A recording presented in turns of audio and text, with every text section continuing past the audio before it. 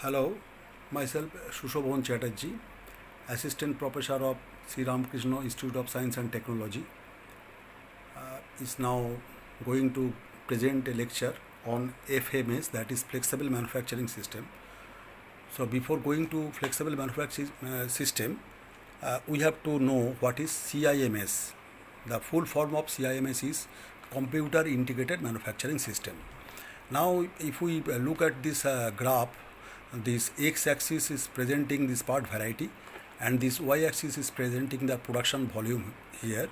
And this there are three systems. First of all, at the left corner there is transfer line. In the middle portion we have shown this CIMS, and in the lowest portion, right portion, that is a standalone NC or CNC machine, whatever may be. Now we are observing that if we take this CIMS as mid range of part variety and production volume, so the range is from 2 to 800 for this part variety, and from 15 to 15,000 production volume. And what is part variety? Part variety means the variation of parts, and production volume the number of parts. So as for example, we are going to manufacture one Maruti car. So Maruti cars are different model. These models are called part variety. Suppose Alto, Wagoner, Suzuki, Swift, etc., etc. And the production volume means the particular parts, or this components are called this production volume. So for Alto, the production volume how much, or for the Alto cars, the particular components how much, that is the production volume. So in this fashion, if we take it, then the CIMS is coming in the mid-range portion. So the CIMS and transfer line are something different. Transfer lines means where the number of different parts or part variety is lesser, but the production volume is higher. Then we use transfer line. But whenever this part variety is very lesser, and the production volume is part variety is much and the production volume is lesser, then we use the CNC or NC machine. As for example, for transfer line, we are manufacturing the cigarette. So whenever we are going to manufacture the cigarette, there are less variety. There are much volume than this variety. So we will choose the transfer line. But whenever we are going to CIMS selection, then this part variety will be the mid range, and this product volume will be the mid range also. Now I am coming to actual FMS. This, whenever we are talking with for this FMS, we again have to look this graph. This graph is same like that in the previous graph. That is a product part variety, and this x-axis and this y-axis is production volume. So there are again three systems. Number one, special system. Number two is FMS, flexible manufacturing system, which is our main topics, and the last system is the manufacturing cell. So here we are breaking. If we look this part variety from 2 to 800, and this product volume is from 15 to 15,000, which was in previous graph. This range was for CIMS. So CIMS again we are dividing in the three types. Number one, in the left portion, special system, mid portion is FMS, and the last portion is manufacturing cell. So FMS is a production system of CIMS. We can conclude that. Now I am coming particularly in FMS. What is FMS? I have to explain now. This FMS is nothing but a high automated group technology machine cell consisting of different processing workstation interconnected with an automated material handling and storage system, and controlled by distributed computer.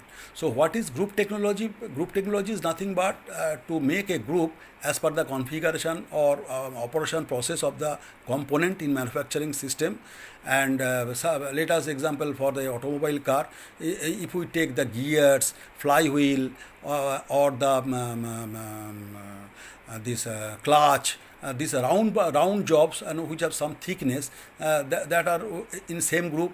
If we take the crankshaft, camshaft and this axle, these are round portion, long bar, these are also another group. So these are the group technology. So considering this group technology, we have to select the processing workstation, then we have to take this automated material handling and the storage system, and ultimately these will be controlled by the distributed computer. So if we integrate all the system, then we will call this as FMS.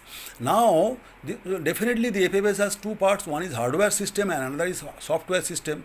These hardware systems are visible and tangible, and these software system which are not visible and also intangible. Now we are coming to the basic component of FMS. There are four components of FMS. The first of one is processing stations, that is machine tools and related equipments. Number two is material handling and storage system. Number three is the computer system, that is computer control system, and number four is the human labor. Now again these processing stations can be divided again by four types. Number one is standard CNC machine tool. Number three, special purpose machine tool. Number three is tooling for those machines, and number fourth is inspection sections. So whenever we will take this FMS as our system, so we have to purchase the CNC machine, and according to the group of these jobs, and also we have to purchase the special purpose machine, particularly for machining, say, automobile parts like this camshaft grinding or rifle drilling of the crankshaft. So we have to purchase the special purpose machine tool, and the tooling also required for these machines, and ultimately the last one is inspection section like the CMM machine, which I have discussed before. But before going to take this FMS in organization or industry or production center, whatever may be, according to the part size, part shape, part variety, product system, and this operation other than machining, we have to select this CNC or DNC machine and also special purpose machine tool. Now I am coming to the material handling system. That is the very important thing of FMS. Material handling system means the material handling from the store to the machines, or from the store to the assembly, or from this machine to assembly, or from this machine to quality control department, or from quality control to assembly. So this total network is being done by the material handling system. In this material handling system, there are different material handling system equipment. One is AGV, automated guided vehicles, another is some robots, and also there are loader. These are the different things which we can use in this material handling system, but the system is based on the two types. Number one is called primary handling system, and another is secondary handling system. The primary handling system is the handling of this work between the machine, that may be from one machine to other machine, or from one location to other location, say from store to this machine. That is also primary handling. And secondary handling means within this machine or within the group of this machine. This is called secondary handling. And so the material handling are two types. Now I am coming to the computer control system. It is very, very important thing for FMS, because all of this control, this machine tool control, or special purpose machine tool control, or inspection control, or this material handling system control, all this control would be done by this computer control system. So it may be divided in 8 categories. These categories are machine control, number 1, number 2, direct numerical control, number 3, production control, number 4, traffic control, number 5, shuttle control, number 6, work handling system monitoring, number 7, tool control, and last is system performance monitoring and reporting. So first of all, we have to know first the machine control. Machine control is nothing but this accompanied to CNC machine. Say if there is CNC machine, that control is being done by the controller. That controller are different software, and this control is being done from the central system. Also, if there is a DNC machine, I have explained before, this DNC is nothing but CNC. Whenever some CNC machine is controlling by some one computer, then it is called DNC machine. So DNC machine also should be controlled through this main control system, and that will be production control system. This production control means this process planning, process scheduling, that should be controlled through this production control. This traffic control system means the traffic means this material or the tool will move from one place to other, from store to machines, or from machines to this assembly, or from machines to this quality control department. That is being done by the traffic control system. And this shuttle control system is mainly within this machine. If the component is shifting within this machine or within the group of this machine, that is being controlled by the shuttle control. Shuttle control is the system of this control system is same as traffic control, but its area is lesser than traffic control. Now, work handling system monitoring. This work handling system is a very vital thing. Whenever the traffic control and shuttle control is giving this direction, we have to take care of this work handling very, very carefully, because if this work handling is not proper, then the work may be destroyed or work may be spoiled. Seventh thing is this tool control. Tool control is very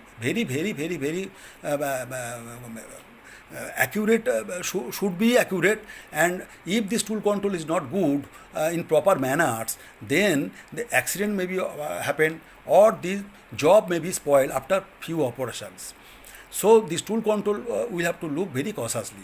And last of one is 8. It is a very important thing to control all of these things by this monitoring and reporting is being done by this system, and this system particularly is being done by the system manager. Now I am coming to the last portion of this topics, FMS, this part 1, and this in this part 1 topics, this is the last portion. I am explaining here. It is called human labor. So here human labor is not directly required, but the labor are required definitely in the place which I have mentioned here. These are the system manager, electrical technician, mechanical and hydraulic technician, tool setters, fixture setup and lead man, load and unload man, rover operator. These are the requirement of human labor. And so system manager, we know, we have explained just before, for system controlling, computer controlling, the system manager are very essentially required. And this under this system manager there are different manager in different area. In store there is a manager, in a quality control department there is a manager. So all these manager will report to the system manager. That should be electrical technician. They will repair the electric fault. The mechanical technician also repair the mechanical fault, and there is an additional requirement, hydraulic technician, because there are different hydraulic movement in the CNC or DNC machine. So that should be hydraulic technician. And tool setter, that should be must. That should be tool setter. This tool will be set by the tool setter.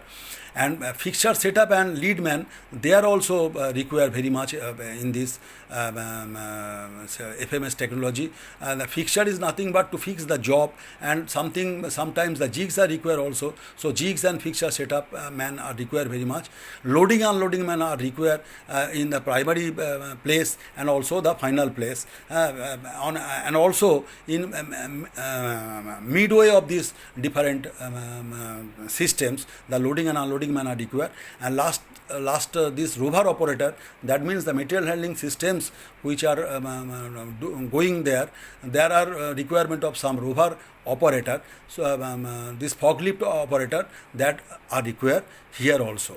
So in nutshell, I have just completed the part 1 of this FMS. Now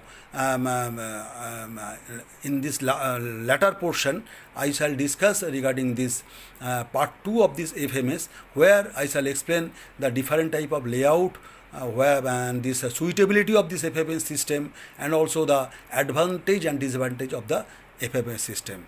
Thank you to everybody. If you have any questions from this part 1 of this FMS, you can ask me after this session. Thank you again to everybody.